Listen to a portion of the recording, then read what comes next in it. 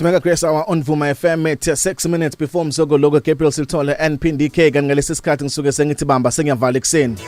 Bamba ke sengiyavala ekseni ngaphambi kokuqala usuku lakho namhlanje on a Wednesday morning. Incwadi ka Matthew 5 verse 1 kuphela ivesi elilodwa kuphela. Bese uqala usuku lakho namhlanje ekseni kwathi ebona isixuku wenyukela entabeni. Esehlezi phansi abafundi bakhe beza kuye. Ivesi lele ngicela ukunikeza lona ekseni uqala usuku lakho kwathi uJesu ebona isixuku wenyukela entabeni. uJesu ubona isixuku uthi mase sibonile isixuku akezi esixukwini kodwa ukhetha ukunyukela entabeni bese kuba yisona isixuku esiza kuyena. Ngiyawathanda amazi ashiwo ekulana uthi uJesu wasibona wase wasuka kuso wanyukela entabeni. Uyenzeka empilweni uyithole kunesixuku esifika empilweni yakho kodwa into oyenzayo uma ubona isixuku sifika siza kuwena zama ukukhuphukela entabeni uyendaweni ephakemeyo ukuze isixuku singakwazi ukuthi sik-influence ngamoya wesixuku ngoba isixuku sinakho ukwenza ukuthi ugcine usufana naso ungabusabonakala wena ugcina nawe usufana nesixuku usukhuluma nelanguage yesixuku usuwenza izinto njenge crowd kodwa lithi iBhayibheli wathi mayisibona nje isixuku avele wanyukela entabeni. Kuyenzeka sikufice isixuku nasemsebenzini sikufice nasekhaya makwenzeka ufika imoment yokuthi ubona isixuku siza kuwena khuphukela entabeni uyendaweni ephezulu bese ukwazi ukuthi uhlale khona ungavumi ukinfluence wesixuku zihlukanise naso unyuke uyendaweni ephakemeyo.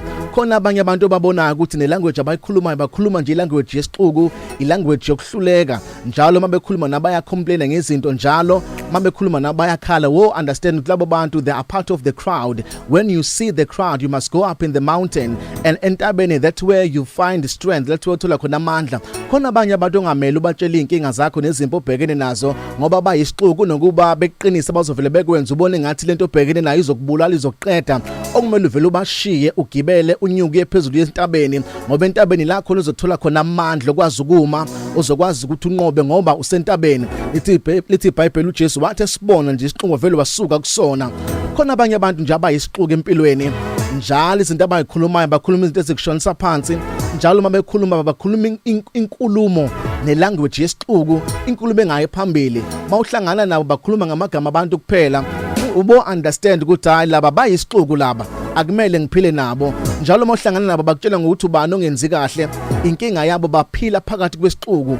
Ungakuvumeli ukuphila nesixuku ngoba isixuku sizogcina sikwenze uphile njengabo ukhulume njengaso wenza izinto njengaso uthandaze njengaso kodwa uJesu wathi mayisibona wavele wanyukela entabeni. Angazi ukuthi namhlanje kuseni siphi isixuku obhekene naso angazi ukuthi iyonaphi impi obhekene nayo kodwa uthi mawusubhekene nayo ungayi kuyi kodwa uvele unyukele entabeni uvele unyukele enkosini uyothatha amandla amasha wenze njengoJesu. uJesu wathi mayisibona wavele wasuka kuso ngoba kusisona sonke isixuku kumele usitshele inkinga zakho.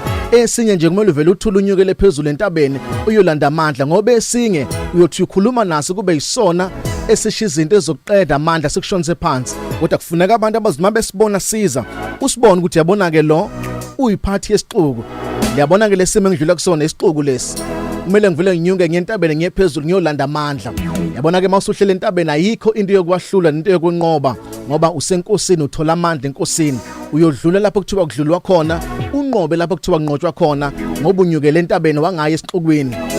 Ngiyacela namhlanje kuseni angazi noma hlobo luni lwecrowd olibona empilweni yakho angazi ukuthi isixuku sikuyiphi ingxenye yempilo yakho kodwa ungakuvumela ukwehla ube kwi-level yesixuku nyukele entabeni nyukele enkosini iya kusimangade kuseni noma ungafika ukhala nginyembezi noma ungafika usuhamba ngamadolo kodwa as long as unyukele entabeni.